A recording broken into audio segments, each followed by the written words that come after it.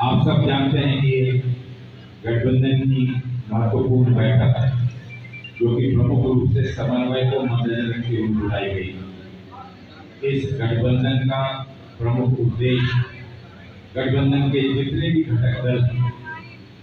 उस घटक दल के प्रमुख चुने हुए चिन्हित जिम्मेदार पदाधिकारियों के सामने बैठक बुलाई गई। ये बैठक ना ही कोई आम सभा है, ना ही ये कोई जनसभा है, ना ही ये चुनाव के प्रचार के लिए बुलाई गई लोगों से वोट मांगने वाली सभा है। इस महत्वपूर्ण बैठक का उद्देश्य आप जो यहाँ बैठे हुए हमारे जिला कांग्रेस कमेटी, प्रदेश कांग्रेस कमेटी, समाजवादी पार्टी के जितने भी जिम्मेदार पदाधिकारी हैं, जिन्हें वर्षों का संगठन का कौशल और संगठन का अनुभव है, जिन्होंने अनेक चुनाव लड़े और लड़वाए, इन सभी प्रमुख अधिकारियों की पदाधिकारी की बैठक। मंच पर ये जो आज की शीर्ष नेतृत्व यहाँ बैठा हुआ है,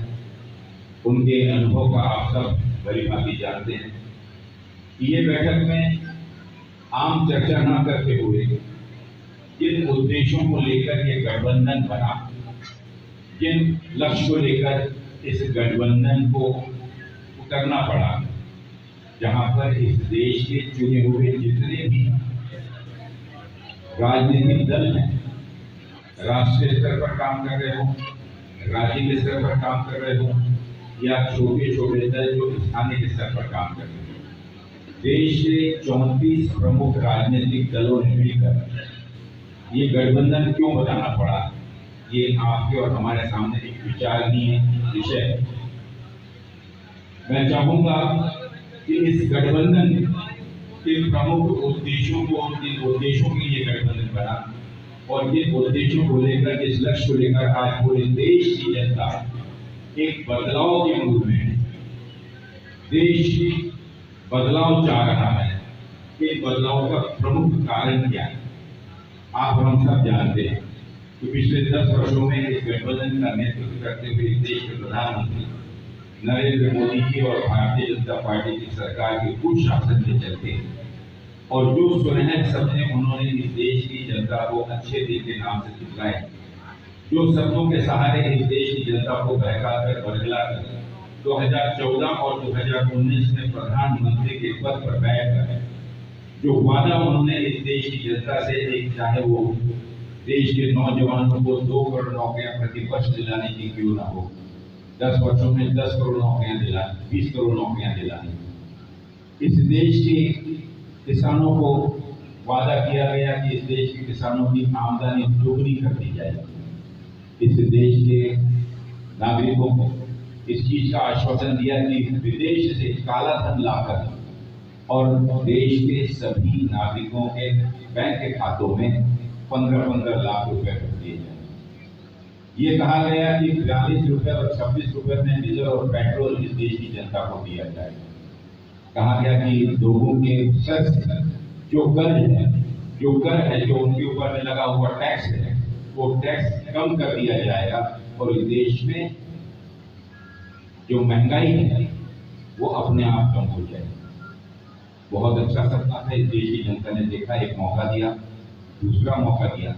लेकिन अगर हम पलट कर देखते हैं तो साथियों इस बीच इस झूठ के साथ साथ इस झूठ पर आपका ध्यान न जाए,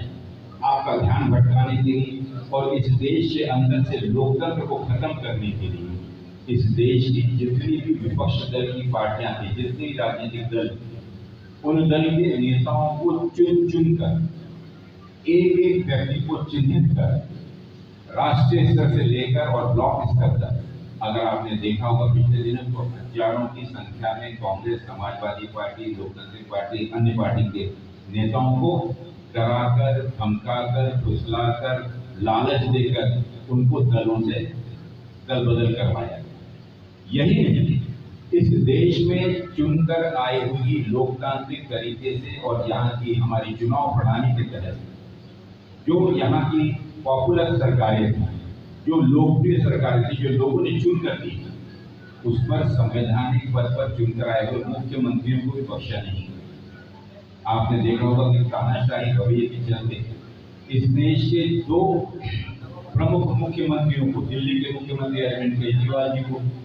झारखंड के मुख्यमंत्री हेमंत सोरेन जी को बिना किसी अपराध के साबित हुए सिर्फ लांछन और आरोप लगाकर और उन्हें महीनों से जेल की सलाखों के पीछे रखा गया है। उद्देश्य मात्र यही है कि इस देश की जनता को आतंकित करना, विरोधियों को कम करना, विरोधियों को खत्म करना और लोकतंत्र में जो विपक्ष की सबसे अहम भूमिका होती है, जो ताकत विपक्ष की होती है, उस ताकत को खत्म कर देना। और इसके चलते हुए लोकतंत्र का आशा यहाँ तक के नीचे गिर गया साथियों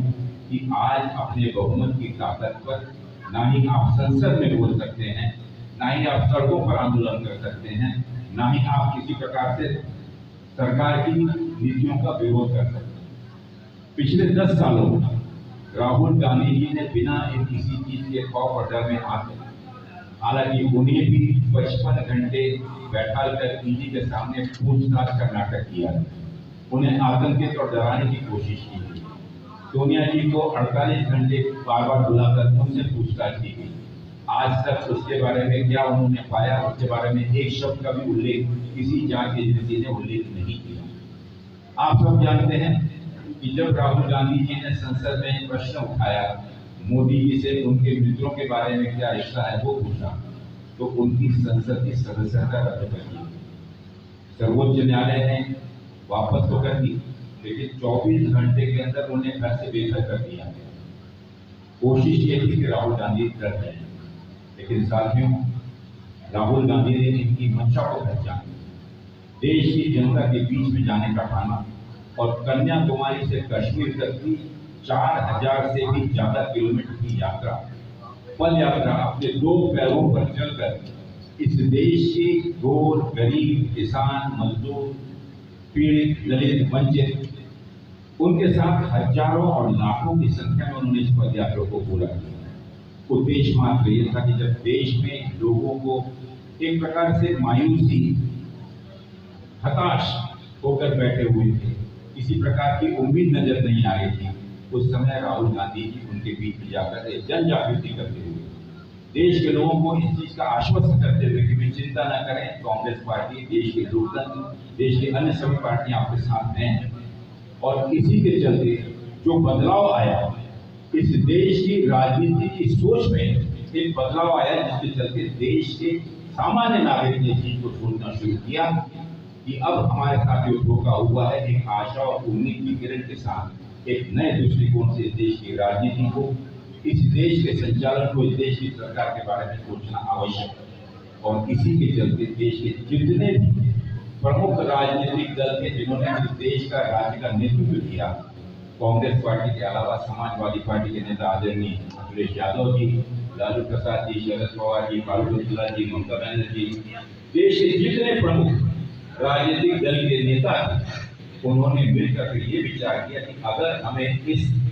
नरेंद्र मोदी या भारतीय जनता पार्टी की सरकार का मुकाबला अगर करना है, जो कहने के लिए मात्र सरकार है, लेकिन नरेंद्र मोदी के साथ इस देश की जितनी भी संवैधानिक संस्थाएं, चाहे वो ईडी हो, इनकम टैक्स हो, सीबीआई हो, सीआईडी हो, पुलिस हो, कलेक्टर, कमिश्नर, दरोगा, थानेदार, जितनी भी प्रशासनिक संस्थाएं, वह संस्थाएं उनकी एक अग्रिम संगठन की है। जैसे कांग्रेस के अंदर में आप जहाँ बैठे हुए यूथ कांग्रेस, एनएसवाई से बदल महिला फ्रंट है, उसी प्रकार से उनकी अलग अलग संगठन के रूप में वो राजनीतिक दुरुपयोग करते हुए विपक्ष को खत्म करने की साजिश पूरे देश में चल रही है। इसका नतीजा ये हुआ साथियों कि देश में जो लोकतंत्र की ताकत वह कमजोर हुई, देश में जो भाईचारा था, सुबह से शाम तक सिर्फ समाज के अंदर जो वैमनस्य से विरोध, जहर, इसके अलावा ताकि लोगों का ध्यान भटाए, और उस ध्यान भटाने की आड़ में इस देश की जितनी भी संपदा थी, जितनी भी संपत्ति थी, चाहे भूतल में, चाहे पाताल में हो, भूतल में हो या आसमान में, इन सभी संपत्तियों को, सरकारी संपत्तियों को, खनिज को, संपदा को निजी अपने मित्रों के, उद्योगपतियों के हाथों में भेज दिया और बेचा जा रहा है। आज ही रेलवे चले गए, आपके एयरपोर्ट चले गए, आपके जहाज पोर्ट चले गए, पानी के पोर्ट चले गए, आपकी बड़ी बड़ी कोल माइंस चले गई, बड़ी बड़ी माइंस चले गई, फिर चला गया बीएचईएल जो कि इस देश का सबसे बड़ा सार्वजनिक उपक्रम था, रेल चलेगी। आप बताइए तो इस देश को जो जब वो पूछते हैं कि 75 सालों में 65 सालों में क्या किया, इस देश में इतने बड़े बड़े प्रकल्प तैयार किया ताकि इस देश के युवकों को रोजगार मिल सके, नौकरी मिल सके, उससे जुड़े हुए छोटे छोटे उद्योगों को काम मिल सके। इन सभी चीजों को बेचने का कार्यक्रम में आपका ध्यान ना जाए, इसीलिए रोज सुबह से शाम मंदिर, मस्जिद, गुरुद्वारा, गिरजाघर, हिंदू, मुसलमान, सिख, ईसाई, आप देखेंगे कि आज भी उनके राजनीतिक भाषण में सुबह से शाम तक लोगों का ध्यान बढ़ाने के लिए कभी मुस्लिम लीग का नाम ले लेंगे, कभी ये कहीं का आपका आरक्षण खत्म हो जाएगा। लेकिन इसी आड़ में वो चाहते हैं और बड़े ऐलानिया तौर पर कह रहे हैं कि इस देश के संविधान को बदलना है, हमको 4 चौपार पाना है ताकि हम इस देश का संविधान बदल सकें। वह संविधान जो डॉक्टर बाबा साहब आम्बेडकर और देश के बड़े बड़े बुद्धिजीवियों ने बैठकर दुनिया का सबसे सुंदर संविधान का रूप बनाया, जिसे पूरे देश में एक अजूबा और बहुत ही लोकप्रिय संविधान के रूप में माना जाता है। हिंदुस्तान का लोकतंत्र दुनिया का सबसे बड़ा लोकतंत्र है, जहाँ पर लोकतांत्रिक तरीके से लोग आपस में एक दूसरे का सम्मान करते हुए और चुनावी प्रक्रिया से अपनी सरकारों को चुनते हैं। इन सभी चीजों को आपको बदलना चाहिए। वो चाहते हैं कि इस देश में सिर्फ एक कानून हो, इस देश में सिर्फ एक चुनाव हो, इस देश में सिर्फ एक धर्म हो, इस देश में के लोग सिर्फ एक भाषा बोले, इस देश के लोग सिर्फ एक जैसा पहनावा पहने, एक जैसा खान पान करें। क्या आपको लगता है संभव है? लेकिन अपनी कल्पनाओं को लेकर, एक तानाशाही और तुगलक के रवैये को लेकर उनकी जो कल्पना है वो इस देश की मैत्री भाव, हमारे गंगा जमनी तहजीब को खत्म कर इस देश में एक नाम, एक इलेक्शन, एक कानून के नाम पर पूरे देश को और इसके इतिहास को बदलना चाहते हैं। ऐसी परिस्थिति में सभी आदरणीय नेता, राहुल गांधी जी, अखिलेश यादव जी, सभी नेता एकत्र आए, उनका इस चीज पर विश्वास बैठा कि अब इस गठबंधन के चलते एक ऐसी ताकत खड़ा करें जिस ताकत के सहारे हम इसे चुनौती दे सकें। और मुझे खुशी है साहब कि उत्तर प्रदेश की 80 सीटों पर मैं बनारस भी उसमें जोड़ रहा हूँ और हमारे सम्मानित नेता उससे सहमत हो कि आज देश के अंदर एक बदलाव की जो शुरुआत हुई थी, आज एक क्रांति का रूप ले चुकी है। कल आपने देखा होगा फूलपुर में, कल देखा होगा प्रयागराज में, माननीय राहुल जी और अखिलेश जी जहाँ मंच पे गए तो हजारों की तादाद में, लाखों की तादाद में युवक और किसान, महिला, मानो वो बदलाव को उसी समय लाना चाहते हैं और एक ताकतवर तरीके से पूरे देश में जो बदलाव का संचार हुआ है वह संचार हर चरण के साथ में बढ़ता जा रहा है। कल 5 चरणों के चुनाव हुए, 25 तारीख को 6वां चरण है, जिसमें हमारे आदरणीय कपूर निषाद जी को आप सबको चुनकर देना है। और आप देखेंगे कि इस बदलाव को आप जो प्रतिनिधित्व कर रहे हैं, मैं आपको संक्षिप्त में कहना चाहूंगा कि 2014 में माननीय मोदी जी को मात्र 34% मत मिले। इस देश की 66% जनता ने मोदी के और भारतीय जनता पार्टी के विरोध में मत दिया। 2019 में मोदी जी को मात्र 37% मत मिले। इस देश की 63% जनता ने मोदी के और भारतीय जनता पार्टी के विरोध में मत दिया। लेकिन फिर भी वो प्रधानमंत्री इसलिए बने क्योंकि 34 और 37% मत जो सबसे बड़ा था, उसके अलावा जितने मत थे वो छोटे छोटे ग्रुप में बटे हुए थे। कुछ कांग्रेस के नाम पे, कुछ समाजवादी के नाम पे, कुछ राष्ट्रवादी के नाम पे, कुछ कम्युनिस्ट के नाम पे, कुछ जनता दल के नाम पर। अब इस गठबंधन ने आपको 63% का प्रतिनिधित्व किया। आज जो यहाँ मंच बैठा है, यहाँ पर जितने सम्मानीय पदाधिकारी नेता बैठे हुए हैं, आपके और देश का 63% मतदाता एक अपना नेतृत्व आपके हाथ में सौंपा और इस नेतृत्व को बेहतर तरीके से समय रहते हुए हमारे हर स्तर पर, जिला स्तर पर, ब्लॉक स्तर पर, न्याय पंचायत और बूथ स्तर तक इस समन्वय को ले जाना है। मैं आपके सामने यही संदेश और निवेदन लेकर साथियों आया हूँ कि जिस प्रकार का समन्वय आज यहाँ पर बैठकर इतनी गर्मी में और यहाँ पर उबलते हुए बैठने के बावजूद मैं आपकी हिम्मत को सलाम देता हूँ, आपके उत्साह को और आपके कमिटमेंट को सलाम देता हूँ। मैं समझ रहा हूँ कि आप सब पसीने से नहा रहे हैं, लेकिन उसके बावजूद भी हर व्यक्ति अपनी अपनी जगह पर बैठा हुआ।